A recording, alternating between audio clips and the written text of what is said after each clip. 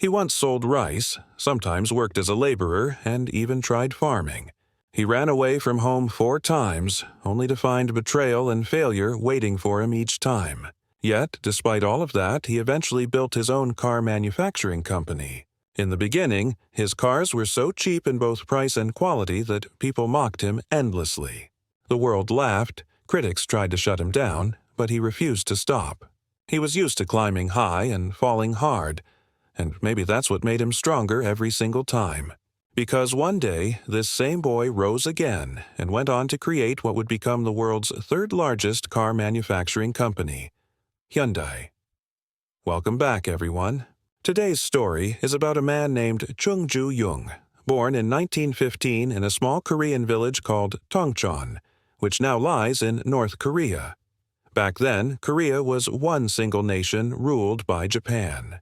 Chung was the eldest of 7 siblings, and because of poverty, the whole family worked in the fields just to survive.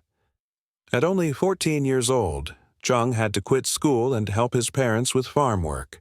He spent his days toiling in the fields, yet earned so little that many nights he went to bed hungry.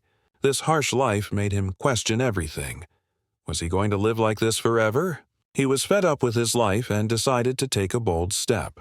He ran away from home to Kuan City, which was about 100 kilometers away. There, he started working with construction laborers. The pay was small, but for the first time, he was happy. He was earning his own money, and more importantly, he was free. But this freedom didn't last long. After 2 months, his worried parents tracked him down in Kuwon and brought him back to the village. The first taste of happiness he had ever felt was taken away, and he was forced back into the fields again. But now, the city's energy was in his veins. He had tasted freedom and refused to settle for a life among crops and mud. He tried to run away 2 more times, but both attempts failed. He was caught each time and dragged back to the same old life. Then one year, disaster struck. The crops failed badly, and soon the entire village faced a food shortage. People were starving for days. That was the breaking point for Chung. He decided he couldn't take it anymore. He planned one final escape, his 4th and last attempt. This time, he ran away to Seoul, the capital of what we now know as South Korea. He made a promise to himself. No matter what, he would build a life in the city. It didn't matter what job he had to do. He just wanted to live differently. In Seoul, he did everything: construction work, factory labor, and even cleaning jobs. But he had one special trait. Whatever work he did, he gave it his full heart and soul. After some time, he got a delivery job at a rice shop. He would deliver rice to people's houses on his bicycle, and thanks to his hard work, the shop's sales began to skyrocket. The shop owner was so impressed that he made Chung the manager. For the first time, Chung didn't have to work as a laborer, and soon, under his management, the shop's sales reached new heights. But fate had other plans. The shop owner fell seriously ill and couldn't run the store anymore. So he decided to sell it to Chung at a low price. Just like that, the boy who once worked in the fields and ran away from home 4 times became the proud owner of his own rice shop. At just 22 years old, he worked hard and turned his little rice shop into one of the best in the neighborhood. Life was finally going great for him. Until tragedy struck again on July 7, 1937. A Japanese soldier went missing near the Marco Polo Bridge, which sparked a massive conflict between Japan and China, a war that came to be known as the Second Sino-Japanese War. What started as a small clash turned into a full-scale war that lasted 8 long years. Because of this war, Japan and Korea both faced a massive rice shortage. At that time, the Japanese Imperial Army still ruled Korea. To control the crisis, the Japanese government took over all the rice shops across Japan and Korea, including Chung's shop. Just like that, his business, his savings, and his years of hard work all vanished overnight. He was jobless again, but Chung wasn't someone who gave up easily. This time, he looked for work that the Japanese army couldn't seize control of. He brainstormed several ideas, and finally he decided to open a car repair shop. There was just one problem. He had no money. Still, he managed to get a loan of 3 and 1, and with that, he started a new business called Ado Service. But things didn't go as planned. In fact, everything turned out completely opposite of what he had imagined. They say trouble never knocks before entering, and that's exactly what happened next. One day, a sudden fire broke out in Chung's brand new garage. In just a few moments, everything he had built went up in flames. The garage burned down completely, along with all the cars parked inside. The entire loss fell on Chung's shoulders. He was in deep trouble now. He not only had to repay his 3001 loan, but also compensate his customers for their burned vehicles. Still, he refused to break. Gathering every ounce of courage, he borrowed 3,501 more and reopened his garage. Slowly but surely, he recovered from the loss and began growing his business again. For the next 2 years, his hard work paid off. His garage expanded rapidly, and he started hiring more people. Soon, around 70 to 80 workers were employed under him. His business success was so impressive that he brought his entire family from the village to Seoul, helping them settle into city life. But fate, once again, had other plans. The Second World War was raging, and Japan was a part of it. To meet its war needs, the Japanese government began taking control of private workshops that could help manufacture military goods, and once again, Chung's garage was seized. However, this time was different. Chung wasn't starting from zero anymore. The last disaster had taught him a valuable lesson: always be prepared. Before his business was taken, he had already saved 50,000 won, just in case something went wrong.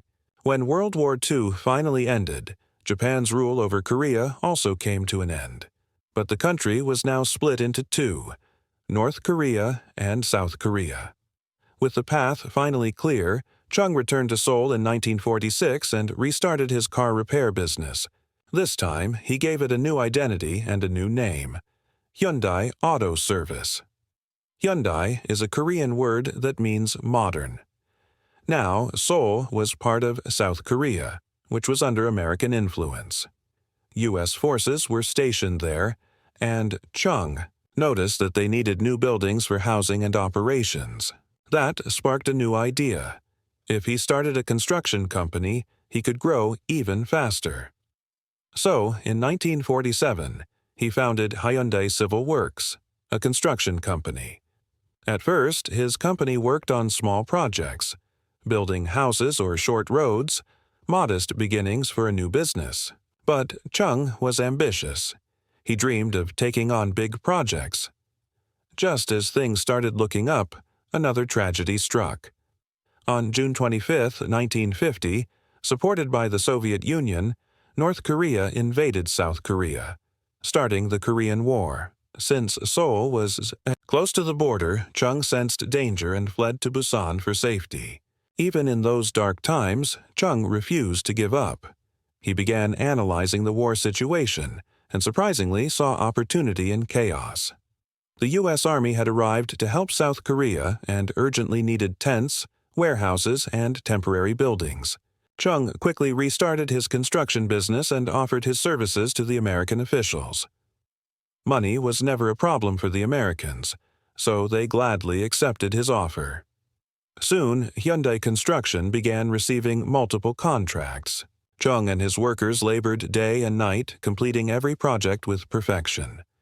When the war finally ended, Chung had not only built a strong business but also a solid relationship with both American forces and the South Korean government.